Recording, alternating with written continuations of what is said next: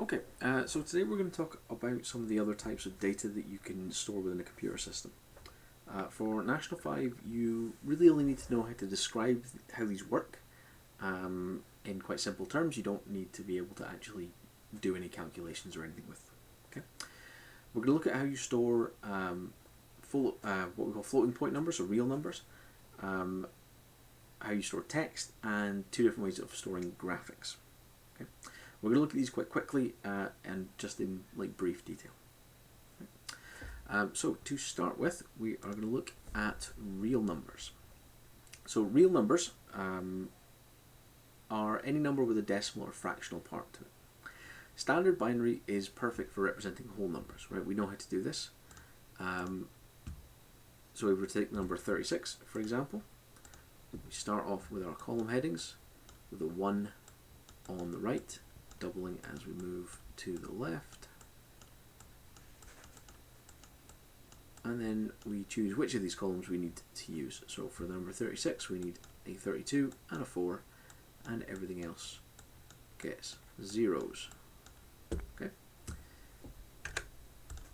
giving us our answer. If we were to do 37, the next one up, we know we just need one more. So the rightmost value would just change to a 1, but everything else would remain the same. Okay. Where things come a little bit more complicated is if we need any number in between them. Okay. There aren't any other column values available to us.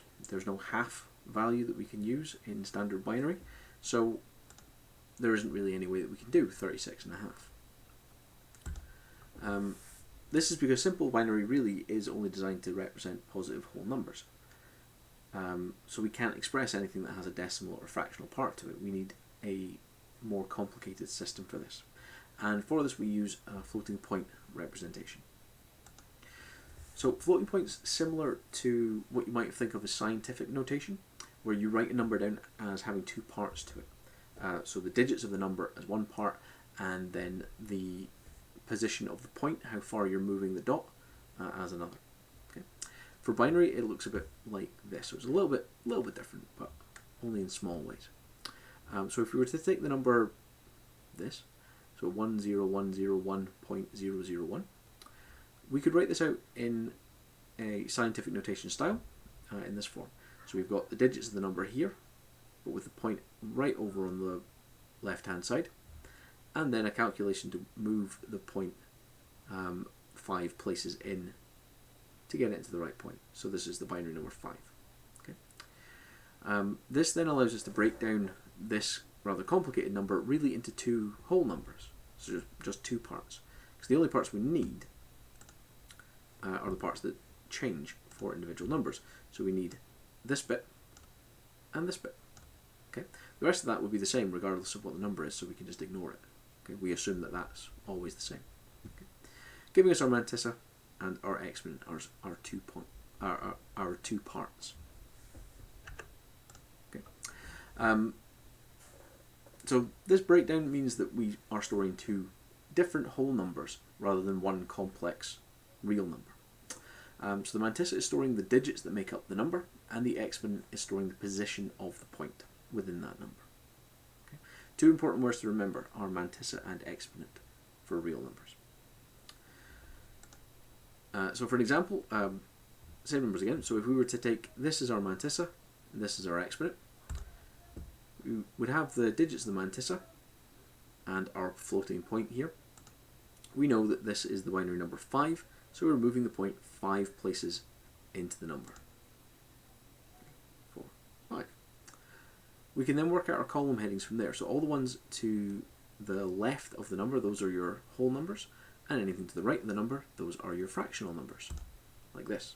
So it doubles as you move to the left, but it halves as you move to the right.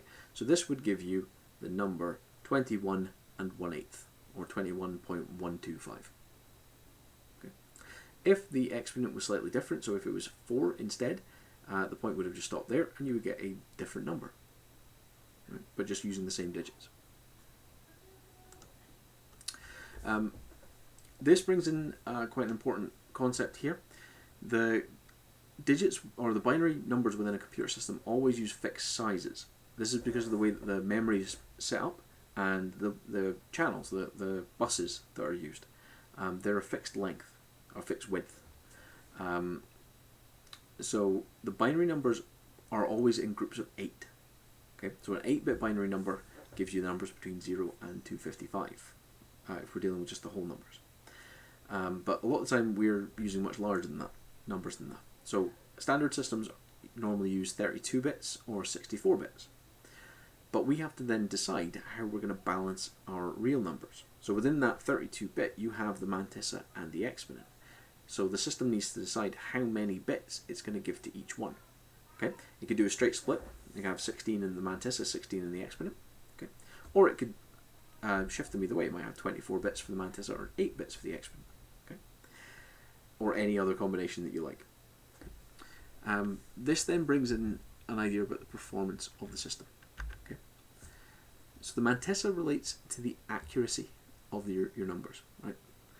The more bits that you've got in the mantissa, the more digits you can have in the number that you're able to change. Okay, before the exponent ends up going off the edge and you need to start adding extra zeros. Okay, so the more mantissa bits that you have, the more accurate your number is. Okay. The exponent, because that moves the point, relates to the range of numbers that you can display. The further you can move the exponent, the higher your number can be, the more complex it can be, the longer that number ends up. So you might only have 8 bits for the exponent, but if you have a 24-bit, if you've got an 8-bit exponent, you can move that decimal point 255 places. You might only have 24 bits for the mantissa, so you're going to end up with, just over 200 zeros tagging on the end. Quick way to remember this is Mayer.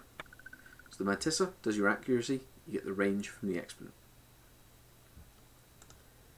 Right, moving on. Text. Text is another type of data that needs to be stored within a computer system.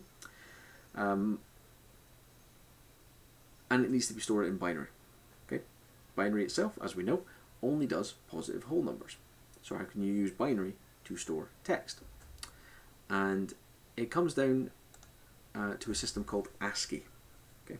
There are other ones. There's a more recent one called Unicode that is also used, but the kind of basic foundation one is called ASCII, right, which is the American Standard Code for Information Interchange. Okay. In this system, every single character is given an 8-bit binary code. Okay, and this is actually where we get the term byte from. So 8 bits is termed a byte because that is the amount of data that you need to store one character. So for example, capital A is the number 65, capital Z is the number 90, lowercase a is 97, capital Z is 122, an exclamation point is 33, a hashtag is 35. Okay? Just every character is assigned a value between 0 and 255 that we can store as an 8-bit binary number. This is what we call a standard within computer systems. Every computer uses the same numbers for their characters. Otherwise, if you sent a message from one computer to another and it uses different numbers for its characters, it would translate your binary into some pile of nonsense. Okay? It is important that every computer uses the same set of codes. Right? That's what we mean by a standard. Okay. So ASCII itself, to make up the full 255 characters, you get all your uppercase letters, your lowercase letters, your character variations, so your characters with like accents or tildes on them, or the international characters, so like that B that is actually an S in German. It includes all your numeric characters, all your punctuation, special characters, but it also includes things like your non-printing characters. So there's a code number assigned to the space bar, right, so that you can actually put spaces in documents. And things like the delete key and the backspace, they've all got characters numbers assigned to them as well.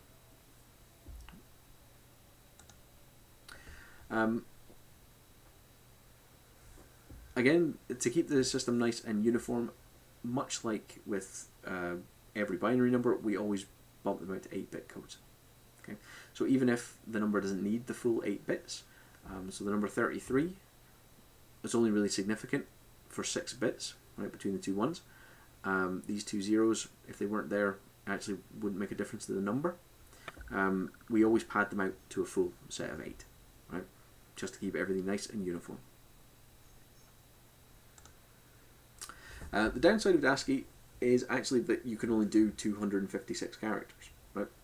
ASCII numbers you only get between 0 and 255, okay, which is enough to do your basic Latin alphabet, plus a few additional characters to cover most of the European languages. Okay.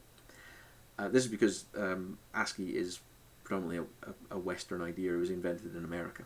That's what the A stands for. The newer one that is gaining popularity, or has gained a lot of popularity, is called Unicode. In this type, it's a much larger set of codes, so you can get over 65,000 characters, and it covers every language that we know of. Right, so you can type in Viking runes if you want using this. The difference is that actually the codes are longer. So in Unicode the codes are 2 bytes per character, so 16 bits of data. So the files are doubled in size because every single character takes up twice as much space.